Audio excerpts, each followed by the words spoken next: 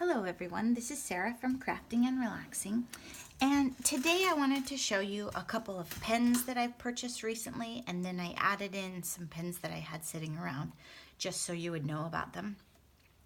I have been experimenting a little bit with hand lettering. As you can see here, I have a lot of practicing to do, but I thought it might be something that I'd like to do on some of my cards. Sometimes you see a stamp that you like, but you don't want to buy it just to make one or two cards, and maybe it wouldn't work for everyone in your life.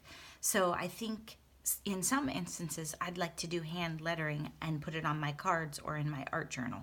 So I've been practicing, and because of that I bought a couple of pens, and then I watched some videos and learned, I did all right as far as the pens I chose, but for a beginning hand lettering person, I wanted a brush pen. I'm not sure if you can see the fine tip on that,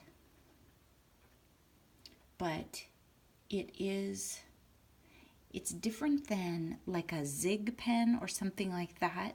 It's an actual brush that moves when you write with it. So it's not like a typical nib on a marker or something like this Sharpie marker where there's no give in that. Does that make sense? So it's more like a paintbrush. And so I got a Prismacolor purple, and quite honestly, I just chose the purple because that was the one that was left in the store, and then I loved it. So you can see below I've been experimenting with it. And I've also taken my white gel pen and put some accents. That's how you get these accents here. I put some accents on a few of the ones that I liked, and just to see how it would look, and I was experimenting.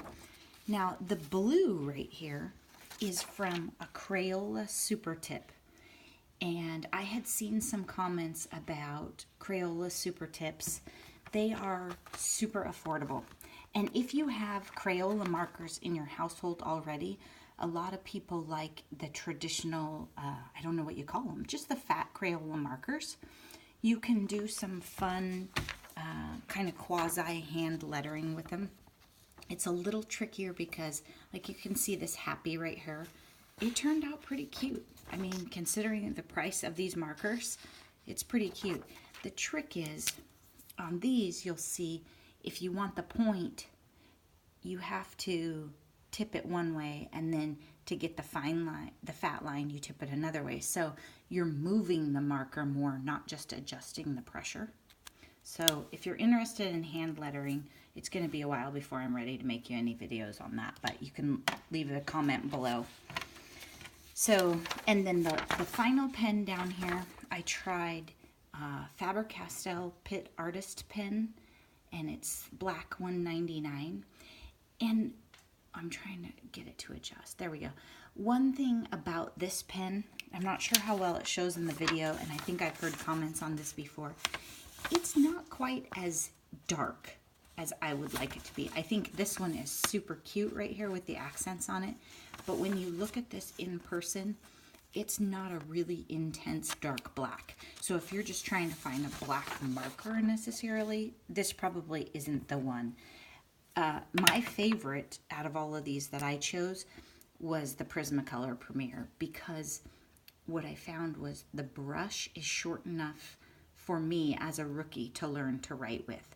I know that a lot of people talk about pens with longer brushes on them, but I think while I'm learning, I'm not ready yet.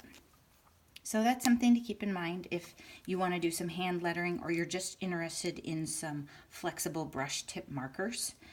Many times these aren't by the traditional card making and stamping stuff. They're on a different aisle.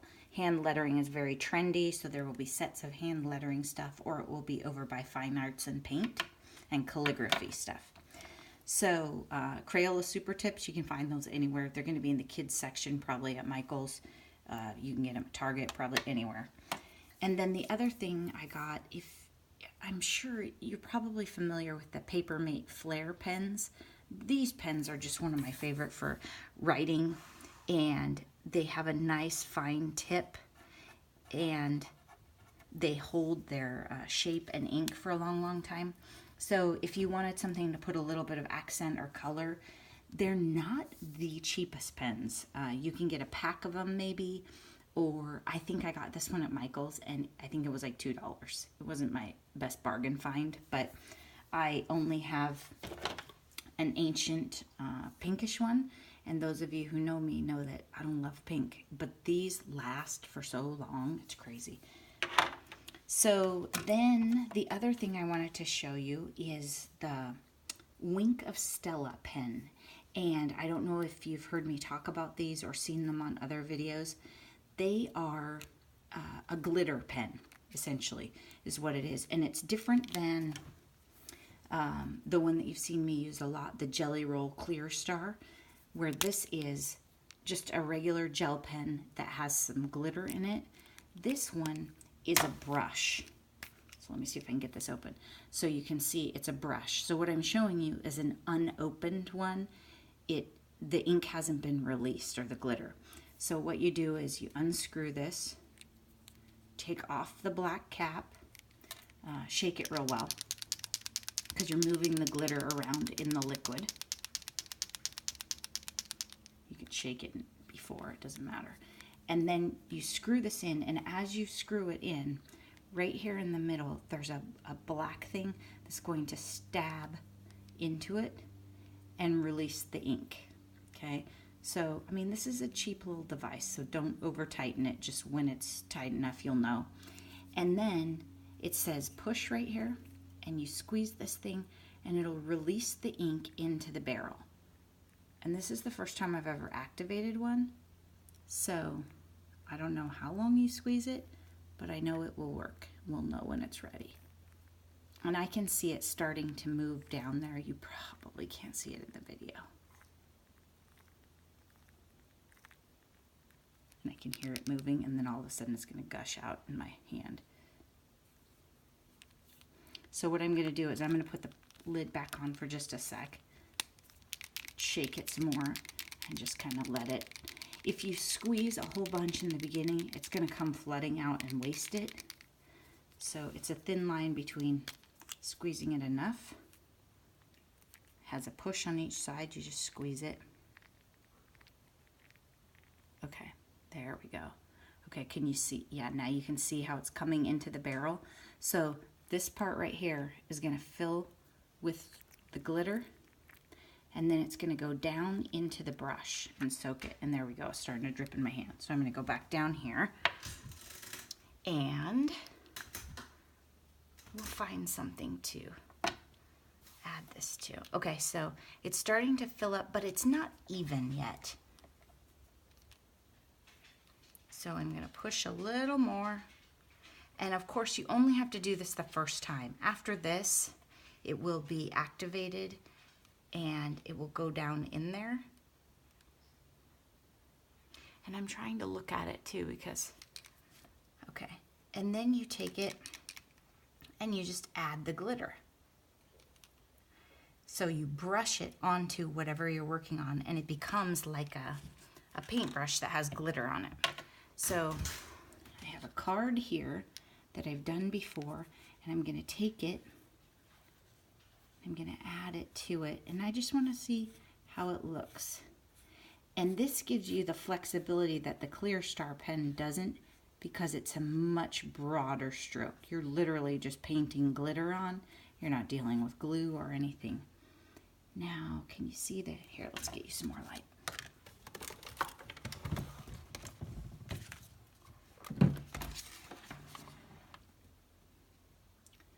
So now, I'm not sure if you can see the shimmer on the moon. Then the other one thing I wanted to try it on was, okay, and now, if you look at this pen, you can see that the brush is not clean and clear like it was. It shows that it has glitter on it. And I have one right here that I did, a card that I made, and I put the Clear Star pen very specifically on here. You can see the sparkle of it, right? So what I'm going to do is I'm going to take this, and I could just paint it all in the flower.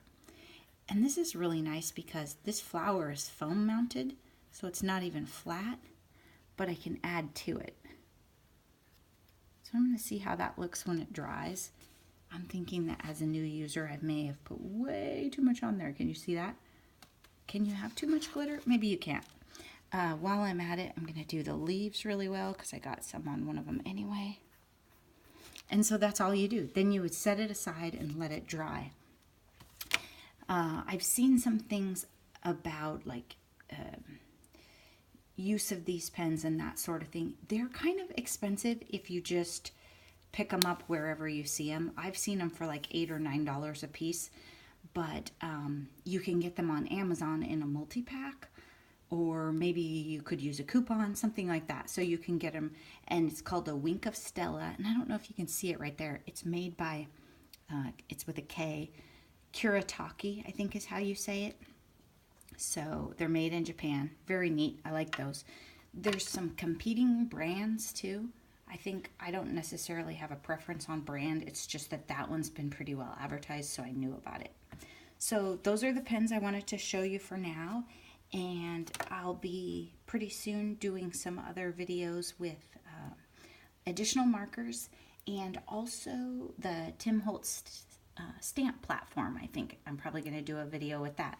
So thank you so much for watching, and I hope that you got some information about brush markers and how to make a fabulous glitter mess. I don't think it will be messy every time. I think I just made a mess in activating it. Oops. And don't unscrew it. Just pull it off once you've activated it. There we go. Okay. So thanks so much for watching. Don't forget to subscribe. Bye-bye.